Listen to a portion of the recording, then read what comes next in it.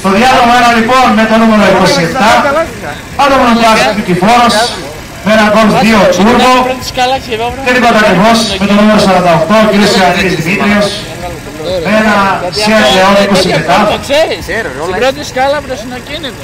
Στην πρώτη σκάλα που ενεργοποιεί το πίσω. Για να δούμε. Για πάρε στο έβαλε. Και Δευτέρα έβαλε τώρα, Μαλάκα πολύ. Και Δευτέρα πρέπει να έβαλε. Έχει κλειδώσει ο 1. Το golf καλό είναι.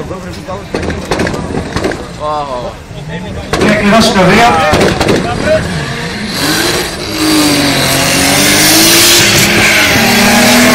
Πολύ καλή εκκίνηση για τον κύριο Αντωνικά, με 1-8 στα 18, 2-6 για τον κύριο Ιωαννίδη στα 18, 9-6 για τον κύριο Ιωαννίδη στα 207-4.